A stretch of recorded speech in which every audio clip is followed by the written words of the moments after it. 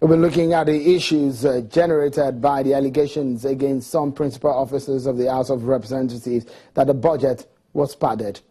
Well, a member of the House of Representatives, Honorable Jide Jimoh, has been talking to us. He represents Lagos in the National Assembly. You've heard there, one of your colleagues said, authoritatively he can state that the budget was padded. But with all of these, would you also say that the budget was padded? I think at this point in time, that person who has spoken authoritatively should be invited. It's very important for proper investigation and justice to come. I want you to know this. The minority leader, Honorable Ihogo, I watched one of his interviews with you where he said that there wasn't anything like budget padding, but what we had was budget mutilation. Whether it is mutilation, whether it is an insertion, whether it is irregularity, whether it is erratic, the problem has been created. But one thing I want Nigerians to know is that this budget we are referring to has been padded, or this and that has been passed into law. There's nothing we can do again, except if we want to do supplementary, to reverse it. Okay. That is the situation. The leadership is being rocked by this controversy, and I know the leadership will not remain the same when the House is being reconvened. Do you think that the House should be reconvened immediately?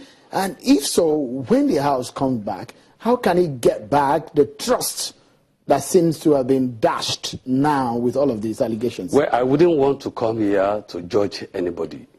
If an allegation has been made against a particular person, and that allegation can't be subjected to confirmation, I think I will be in that position to support whatever action that's going to be taken. But whichever way it is, whether the House should be reconvened now or come back later, what I want is a positive result that will move Nigeria forward. No, on other claims, you've been a public officer for a long time, elected public officer for a long time. In other claims, what we see is people coming out to say, look, in the face of all these allegations, I'd like to just step away or step down or step aside so that these investigations, I'll clear my name in all of this. Would you suggest something like that happening over these principal officers, especially, that have been rocked by all of these allegations? If I were the person, I will step down for investigation.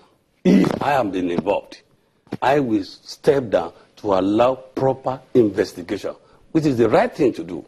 Where you don't want to do that, it's left to you as an individual. So the result will come out. You will advise the principal officer, the Honorable Dogara, also to step down. I wouldn't want to advise anybody. Let them be judged according to their own intention. But if I were the person, I will step aside to allow proper investigation. On this matter. That is me as Jide Jimoh. It is your party. Are you concerned about all of these issues? I must be concerned. I'm very, very much concerned about what is happening. I said it's an unfortunate situation, and it's embarrassing. Do you think that the party should have waded into this matter early enough? Of course, yes. Of course, yes. Emphatically, yes.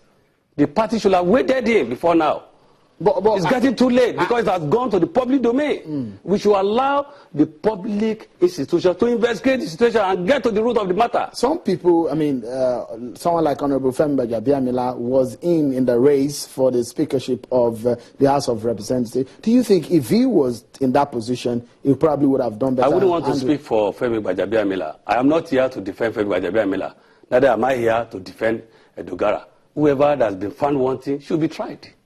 But as it stands now, Honorable Gbajabiamila appears to be the only person out of the principal officers that is not engulfed by these. Would you suggest that he probably be the Speaker pro tempore, because you are saying if you were the person, you will be stepping down? I wouldn't want to say anything that has to do with whoever that's going to take over from whatever thing that is happening now.